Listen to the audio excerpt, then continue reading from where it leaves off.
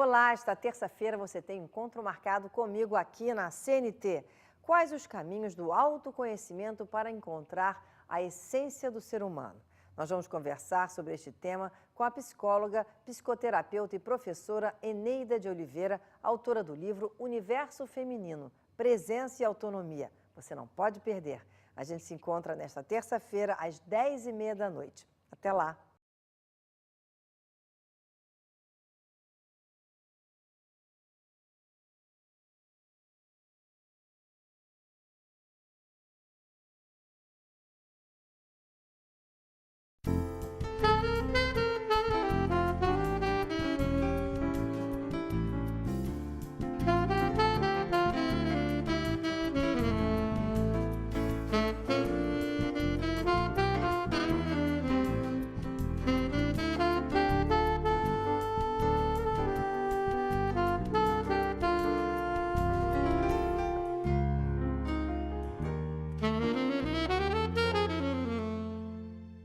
Boa noite.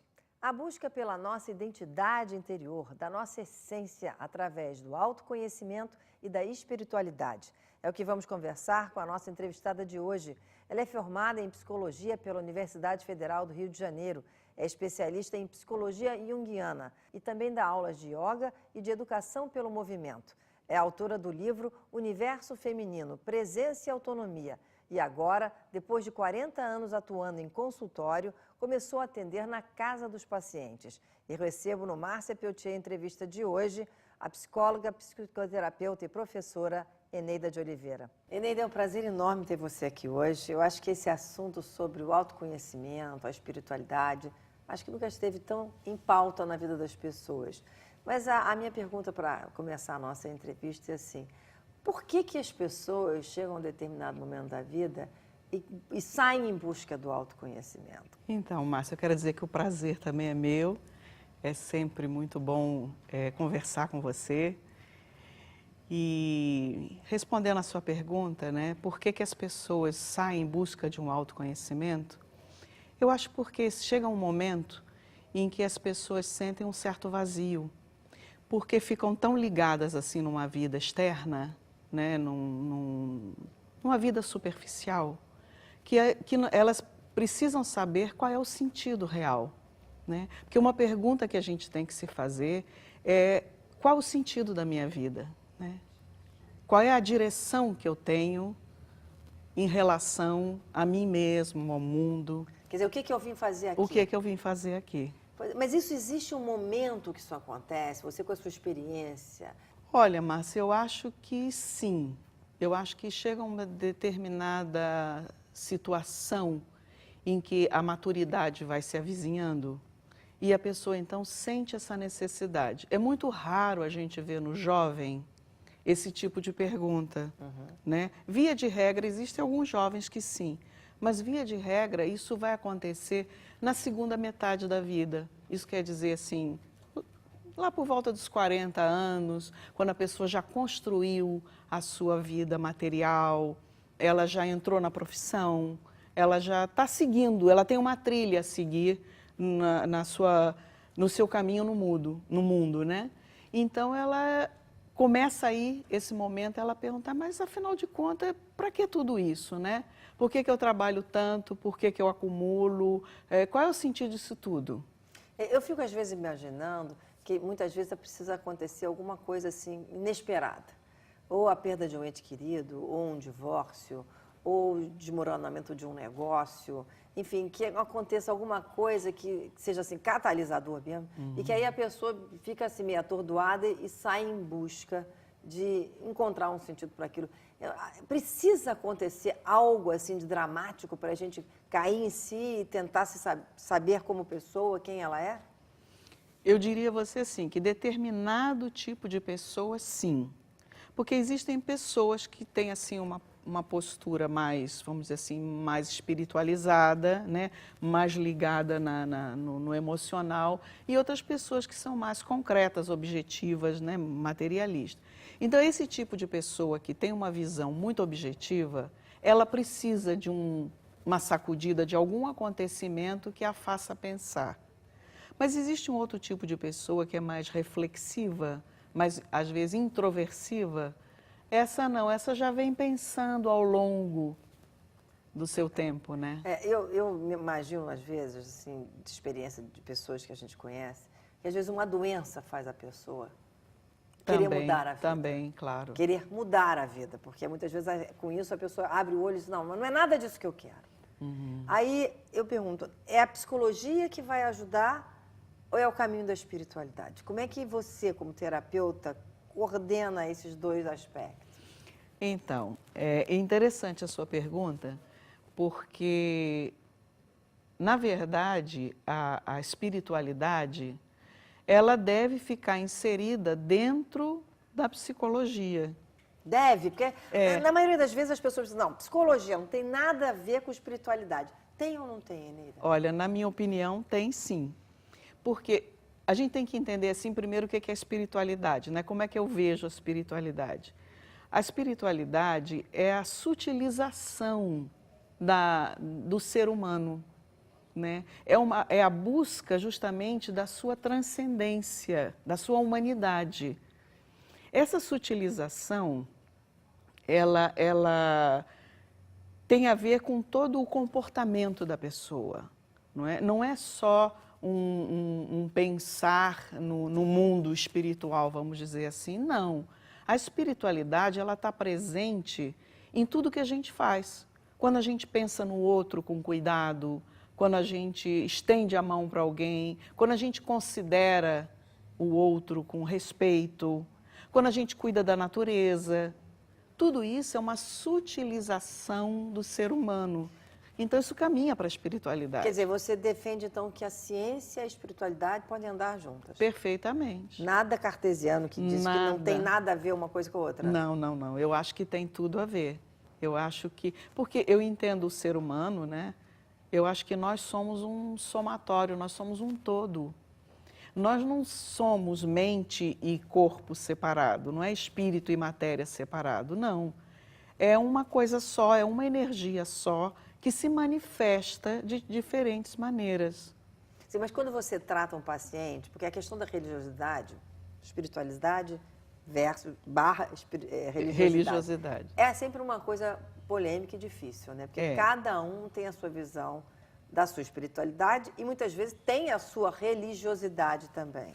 Então, como é que o paciente, por exemplo, que chega em busca de um apoio, como é que você conduz essa questão sem esbarrar nos seus próprios dilemas pessoais do paciente, né? Porque, afinal de contas, ele também tem o seu pensamento religioso. Lógico, não, eu respeito muito a crença de cada um. E isso não é tocado. O que eu procuro fazer é com que a pessoa entre em contato consigo mesma, com as suas emoções. Então, ela entrando em contato com as suas emoções, ela vai aprender a se tornar mais sutil, mais refinada, desenvolver a amorosidade dela, uma visão mais ampla daquilo que está acontecendo com ela. Então, o religioso, ele não entra em questão. Quer dizer, qualquer um pode, as pessoas podem ter qualquer religião, isso não é tocado.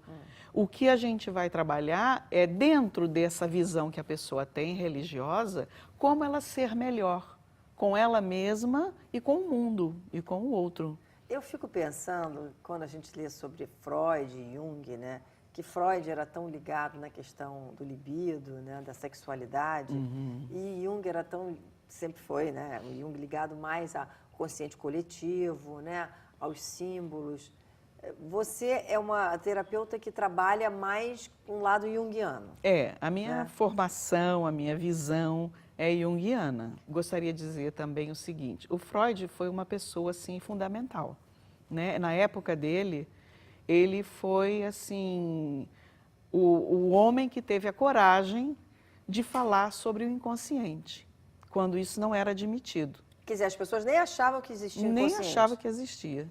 Então, ele falou disso. Agora, o que ocorreu, a diferença entre Freud e Jung, é que a teoria freudiana, ela reduzia e reduz qualquer manifestação problemática que a pessoa tenha a uma sexualidade, né? Há problemas de traumas durante a sua sexualidade, no sentido mais amplo, né? Suponhamos uma criança que nasça numa família e tal, tudo direitinho, mas ela tem um problema de rejeição pelo pai. Vamos dizer assim, um menino que tem uma rejeição pelo pai. Esse menino, ele vai correr para a mãe porque é o apoio que ele tem, é o suporte que ele tem. Bom, na visão freudiana, isso vai ficar retido nessa identificação com a mãe a nível da sua sexualidade. Numa visão junguiana, vai mais para frente, porque justamente o que o Jung disse é o seguinte: o Jung não negou a sexualidade, apenas ele disse que a libido, ela é psíquica, ela é tanto sexual quanto psíquica. Ela é um todo da pessoa. E o Freud disse que não, que a libido era só sexual. Nós vamos ter que ir para o intervalo, Eneida? Sim. E na volta eu queria falar mais sobre Jung e de todas as experiências de Jung. Jung foi até para a Índia. E às vezes a gente não tem essa noção de como ele foi um homem avançado no sentido assim de abertura para outras culturas. Porque ele experienciou tudo nele, né? Tudo nele. Então, na volta vamos falar sobre isso, tá bom? Com prazer. Nós voltamos aqui com Eneida de Oliveira, psicóloga, psicoterapeuta e professora aqui no Copacabana Palace. Obra importante para os Jogos de 2016 é a Transolímpica, que vai ligar o Complexo Olímpico na Barra e o Polo de Competições de Deodoro na Zona Norte. Mas a importância dela vai muito além das Olimpíadas, porque mais de 400 mil cariocas vão se beneficiar do novo percurso bem mais rápido. A Transolímpica terá 26 quilômetros, com faixas exclusivas para os ônibus do sistema BRT e mais 4 faixas para veículos. Assim, a Prefeitura do Rio vai fazendo da Cidade Olímpica uma cidade melhor para todos.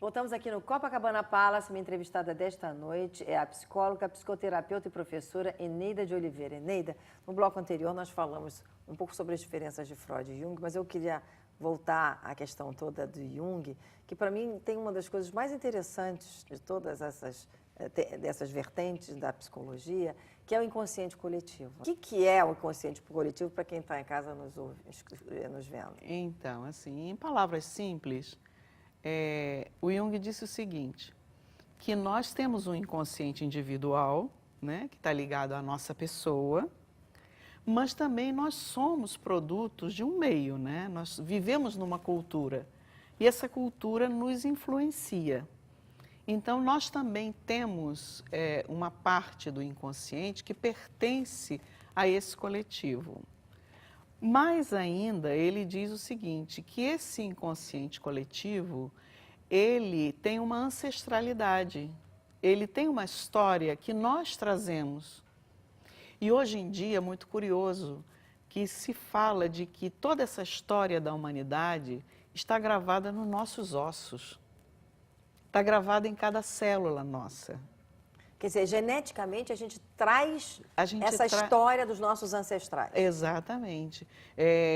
Muita coisa que se pensa que a gente age por instinto, não é um instinto, é apenas uma repetição de um comportamento milenar, uma disponibilidade que a gente tem para atuar, fazer de tal maneira. Certo. Né? Então, o inconsciente coletivo, ele é muito importante, porque ele também faz parte da gente. A gente não pode, quando a gente se examina, né, num processo de autoconhecimento, eu não posso me isolar do mundo e dizer, vou me conhecer, então eu vou ficar ótima. Não, eu vou me conhecer, mas também tendo como referencial o meio que eu vivo, o planeta que eu habito. Quer dizer, tudo isso que também está na nossa célula está no nosso inconsciente? Também, está na nossa psique. Porque, na verdade, a nossa mente, os cientistas hoje ficam assim, enlouquecidos querendo achar qual a sede da mente, né? Onde é que está a mente? Onde é que está a mente? Onde é que está a mente? Não está no cérebro, nessa Não caixinha aqui tá, em cima? não tá só aí, né? Os chineses dizem que ela também está no intestino. Ah, né? No intestino? No nosso intestino. Então, mas agora se diz que a nossa mente está no nosso corpo todo. Porque cada célula tem uma consciência, né? E justamente essa consciência é esse registro que nós trazemos. Então ele não está numa partezinha determinada, ele está num todo nosso. Agora, o que esse inconsciente coletivo pode nos ajudar e atrapalhar na nossa vida? O inconsciente coletivo, ele nos alerta para a importância que a gente tem que dar ao universo que nós habitamos, ao planeta que nós vivemos, né? A cuidar do planeta, a cuidar do outro. Porque se eu não cuido, eu vou receber também como troco esse mau cuidado. Sei. Entende? Então, eu cuidar do planeta é um benefício que eu estou fazendo, não só ao planeta, a toda uma coletividade, mas a mim também. Eu cuidar do outro, eu estou cuidando do outro, mas estou cuidando de mim também. Porque a gente, é difícil a gente entender, né, de uma maneira assim tão mental, tão intelectiva, o que é isso. Mas, na verdade, nós somos um. Porque nós somos feitos da mesma matéria. O ar que nos une, né, que nos traz a vida, é um só. Então, nós já temos isso em comum. E então, quando nós dizemos que nós vamos ao encontro do outro, na verdade, esse outro sou eu mesma. Quer dizer, eu também vou ao meu encontro. Segundo o Jung, toda vez que você se volta para você mesmo, para se conhecer, na verdade, você está conhecendo o outro. Também o outro. Também o outro. Você está contribuindo. Cada vez que você faz algo melhor por si mesma, você está contribuindo para que o outro e o mundo, o planeta, seja melhor também. As pessoas pensam que nós somos só o nosso eu. O nosso eu é a nossa personalidade. Né? Ah, então eu sou isso. Eu não sou só isso. Eu sou isso e mais tudo que eu trago comigo e as minhas circunstâncias. Agora, quando é que isso começa a virar problema? Quando o inconsciente coletivo traz à tona o quê? Quando as pessoas fazem guerra, quando as pessoas não se amam, quando as pessoas procuram destruir o outro. Nós recebemos tudo de rebote, né? O Jung foi uma personalidade muito complexa, né? Foi. Foi um homem muito diferente do seu tempo. Do seu tempo, com certeza. Por que ele sentiu necessidade de ir em busca de outras culturas para entender o ser humano? Porque ele, desde pequeno, ele já tinha, assim, certas manifestações, certas percepções que não eram comuns aos outros meninos, às outras crianças e até os outros adultos também. Ele era capaz de dizer para uma pessoa, né, dizer assim, não faça isso porque vai acontecer aquilo. Mas como uma coisa de premonição? Coisas de premonição, coisas assim dele perceber uma situação eminente que está para ocorrer e ele dizer que a coisa ia acontecer. Ele ter, por exemplo, intuições.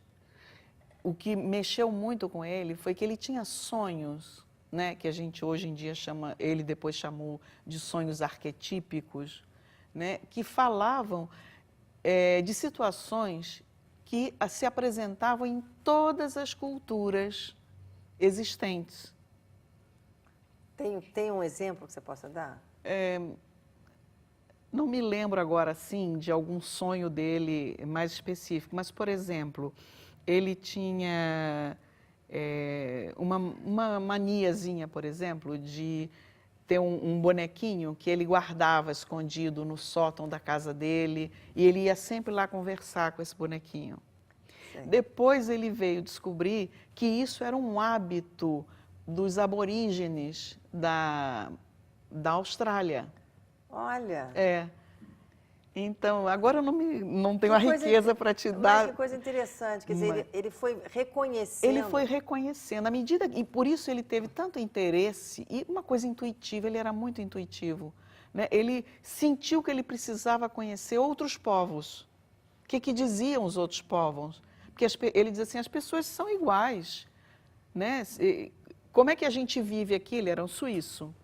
Como é que a gente vive aqui em Basileia, que era um centro cultural enorme, e as outras pessoas, o resto do mundo vive? Eu quero saber como é que é. E ele começou a estudar e a ler, e foi estudar mitologia, antropologia, e ele foi descobrindo. Então, uma coisa que ele percebeu muito é que os sonhos que ele tinha, ele sonhava muito. Eram sonhos que ele encontrava nessas culturas que ele pesquisava. Olha, isso deve ter sido tão revelador e ao mesmo tempo tão Nossa, chocante. Né? Exatamente. E ele foi até a Índia. Ele foi. Ele foi até a Índia e ele teve em contato com um mestre assim maravilhoso que foi o Ramana Maharishi, dentre outros, né? Mas com o Ramana Maharishi ele absorveu muita coisa, que o Ramana tem justamente essa ideia da personalidade, do eu, que é iluminado por uma outra essência, que ainda assim pertence a uma outra essência. Quer dizer, são níveis do nosso ser que atuam em nós. Quer dizer, quando você não fala é apenas assim, o nosso eu. Quando você fala assim, no nosso eu, numa outra essência, que outra essência, a gente pode dividir que o nosso eu é o nosso racional, ou não? E depois a alma, o espírito, onde é que fica isso? A alma, o espírito...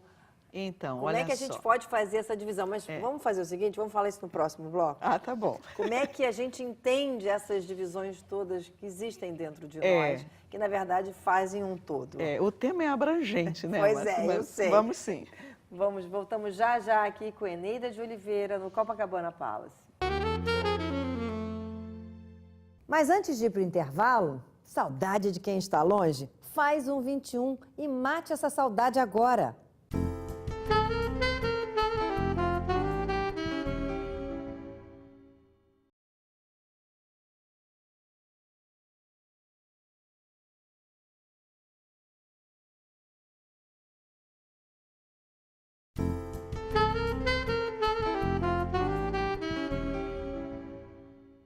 Voltamos aqui com a psicóloga, psicoterapeuta e professora Eneida de Oliveira. O nosso tema é super abrangente, a gente está falando sobre autoconhecimento e espiritualidade, já abordamos o Freud, agora o Jung, e eu estava querendo entender como é que a gente faz essa divisão, Eneida?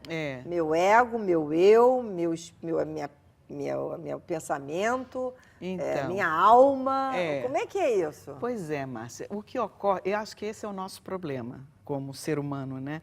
A gente precisa sempre dividir em departamentos, né?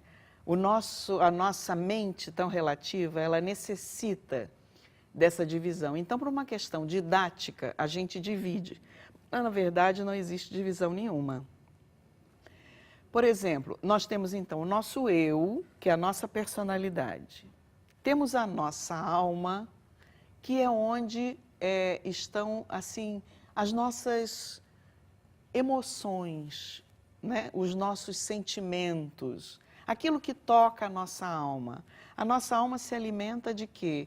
De coisas que nos fazem bem, né? Da beleza, da harmonia.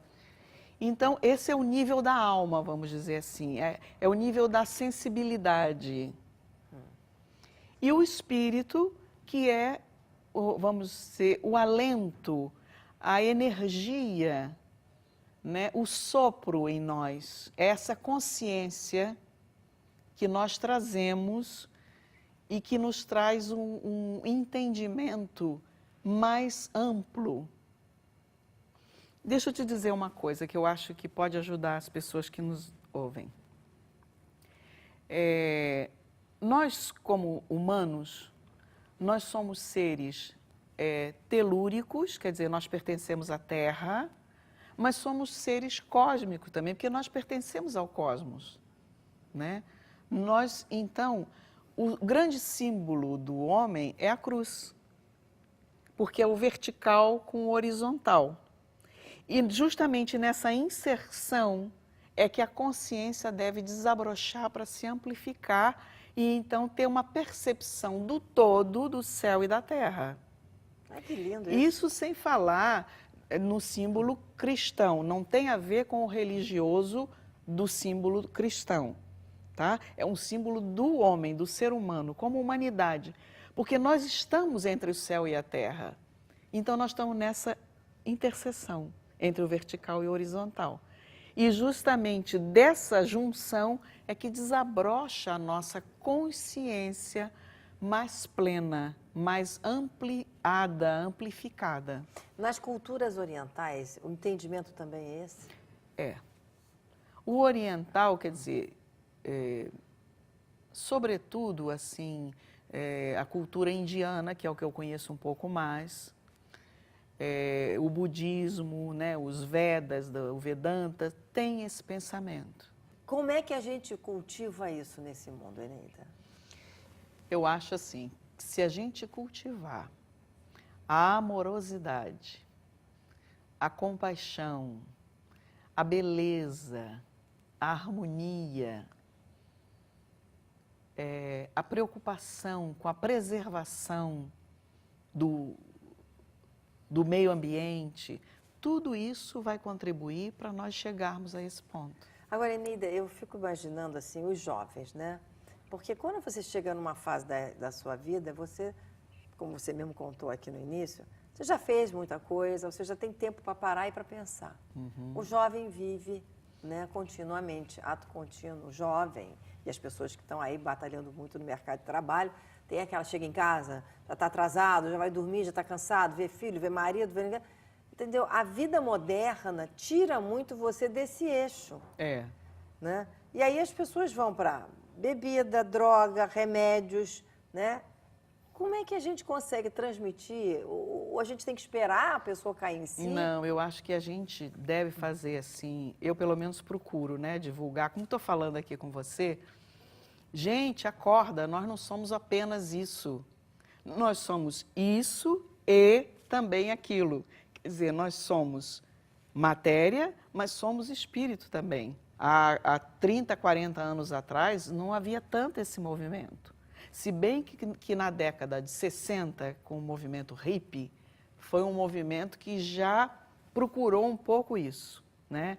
Já quis, assim, tinha um anseio de o que está além disso aqui? E daí veio vindo e a coisa veio se modificando. Agora, você que tem um trabalho também com pessoas de doenças terminais em casa, que você achei uma coisa super interessante esse trabalho que você faz, você vai na casa para fazer atendimento.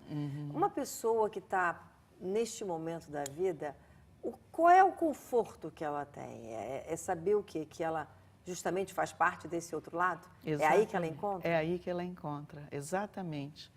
O que eu procuro fazer é justamente resgatar da pessoa essa identidade que ela desconhece. Desconhece, né? Desconhece, de um modo geral desconhece. Os homens são mais difíceis de serem levados a entrar nesse mundo, Eneida, do que as mulheres? Olha, a gente generalizar é sempre perigoso, né? Sei. A gente não pode. Mas vamos dizer que sim, porque a mulher ela tem mais uma disposição para o sensível. Embora a gente saiba que homens que despertaram em si essa sensibilidade, eles estão muito mais disponíveis para essa percepção também. Eu também estou falando isso porque eu estou aqui com o seu livro na minha mão, Universo Feminino, Presença e Autonomia, que você lançou, onde você fala muito sobre a questão feminina, né? O universo da mulher. E eu fico sempre pensando que a mulher está sempre mais aberta, mas muitas mulheres hoje em dia têm uma vida igualzinha de qualquer homem, na responsabilidade, na pressão de produzir. Então, onde é que a mulher moderna Mas fica então, nisso? aí no livro, justamente a minha intenção foi essa. Eu não falei do universo da mulher, eu falei do universo feminino. Então, eu quis tocar nesse feminino que existe no homem também, que é a sensibilidade dele, que é a amorosidade dele. Então, quando eu falo do universo feminino, eu falo do universo da alma, E a alma não tem sexo? Não tem sexo, ela é homem ou mulher, ela não é nada, ela é ela é neutro. Para as pessoas, nesse mundo tão tecnológico, parar para pensar em alma e espírito deve ser difícil, né? Eu penso que nós estamos mudando já bastante, né? Existe todo um movimento desse resgate, porque as pessoas estão vendo que, por exemplo, com essa devolução que a natureza está nos dando, né? Com esses cataclismas todos, e maremotos e vulcões, e enfim, tudo isso que tem acontecido, o ser humano está parando para pensar um pouquinho no que ele já fez. Uhum. Então, eu acho que é uma hora de muita mudança. Eu acho que está mudando, sim.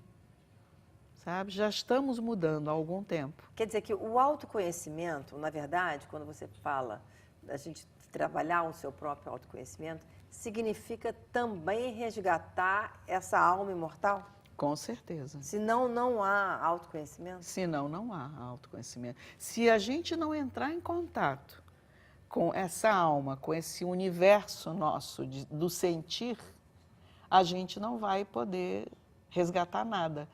Porque o que as pessoas ficam é preocupadas com o universo do ter, né? Eu tenho que ter isso, eu tenho aquilo, eu tenho.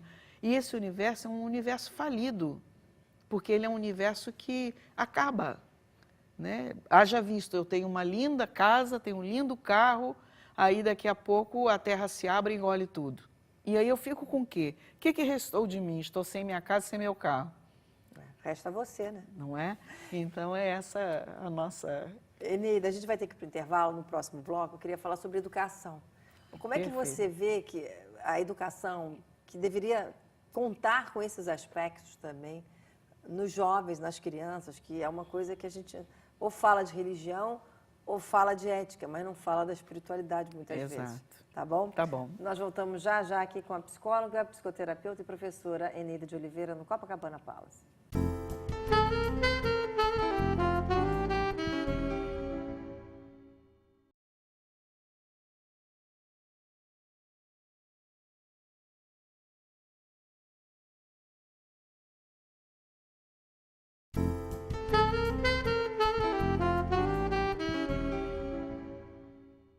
Voltamos aqui no Copacabana Palace. Minha entrevistada desta noite é a psicóloga, psicoterapeuta e professora Eneida de Oliveira. Já falamos sobre a questão bastante da espiritualidade, de Jung, de Freud, de como é que a gente tem que se buscar o autoconhecimento, por que é tão importante. Mas e as crianças, Eneida? Pois é. Como é que a gente leva isso para as nossas crianças, para os nossos filhos, para os nossos netos, para que eles tenham essa consciência mais aprimorada de que vivemos numa comunidade que a gente tem que resgatar todos os sentidos? É fundamental que na educação de hoje a gente tenha uma visão ampliada de educação. Isso quer dizer o seguinte, que não basta educar ensinando, né? Desenvolvendo o intelecto, o cognitivo. Não é acumular conhecimento apenas, mas as escolas e os pais devem ter presente que as crianças precisam, sobretudo, ter consciências de si, de quem elas são. Primeiro, da sua própria presença, né? Contato com o corpo, sua presença, como é que eu me sinto diante de cada situação. Ensinar a criança a se auto-perceber. E isso se pode fazer através de quê? Da arte?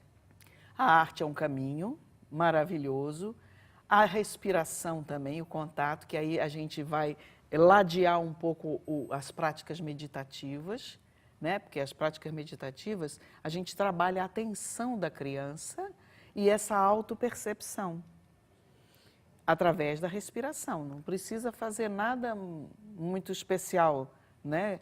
Apenas focar na respiração. A arte, a expressão artística é maravilhosa, porque a criança não só aprende a usar o material, como ela aprende a colocar nesse material o sentimento dela. Agora, como é que a gente pode usar, por exemplo, você também é professora de yoga, né? Sim. Nessa hora, o yoga ajuda a criança? Demais. O yoga, ele justamente, a educação pelo yoga é uma educação pelo movimento. Eu desenvolvi vamos dizer assim, uma abordagem em que é uma abordagem psicomotora, em que eu uso justamente essa percepção, o uso da respiração e o uso das técnicas do yoga, dos exercícios de yoga, com foco nessa presença, nesse estar consigo mesmo. E porque a gente hoje em dia ainda tem visto crianças assim com 9, 8 anos com fobias incríveis, assim, medo de sair de casa, síndrome do pânico. Eu tenho visto pessoas me contarem que o filho está com isso, que o sobrinho está com isso, que o neto está com isso. Eu fico tão impressionada que antigamente a gente não ouvia. Ou as pessoas escondiam, ou a gente não tinha noção do que é isso, mas hoje em dia está mais aberto e mais comum isso acontecer. Mas então, justamente, eu acho que assim, uma grande falha que houve na educação foi porque a sociedade se conturbou muito com a violência. Então as pessoas se protegeram e, na verdade, criaram jaulas, né, nos condomínios, nos engradados todos para se protegerem. E aí, claro que a criança ela cresce com esse medo, o medo de se expor, o medo de sofrer algum tipo de agressão, porque ela não conta com ela mesma. Ela nem sabe perceber o que ela está sentindo, ela não tem contato com o medo dela. Ela não tem contato com a raiva dela. Ela não tem contato? Ela não tem contato. Porque ela é preservada de tudo? Ela é preservada de tudo. Mas também não pode deixar exposta a isso? Não, mas desde pequenininho você vai ensinando a criança a ter essa autoconsciência, essa percepção de si mesma, a saber lidar com os seus afetos, esse mundinho, essa criançada que está crescendo, ela vai modificar a sociedade. Quer dizer, mas isso tem que ser uma coisa na escola e dentro de casa, né? Dentro de casa. Se tiver pais medrosos ou pais muito agressivos, a criança vai ficar perdida. Tem que educar os pais, A educação, ela tem que ser para todos, né? A educação para todos, é educação verdade. para todos. Não, é verdade, a educação para todos. Não, mas é que é muito complexo hoje em dia, porque as pessoas estão querendo que os filhos sejam craques em tudo, façam exercícios físicos, tem tudo no computador, colégio. Então, como é que você dimensiona a necessidade de uma criança parar, respirar, se entender? É só quando a crise vem. Exatamente. Né? Por exemplo, uma criança, às vezes, que tem medo, eu estou com medo, às vezes até medo de falar com o professor. Né? Porque é tímido. Não é porque é tímida, é porque ela tem medo. Ela tem medo de ser repreendida, ela tem medo de não ser aceita, enfim.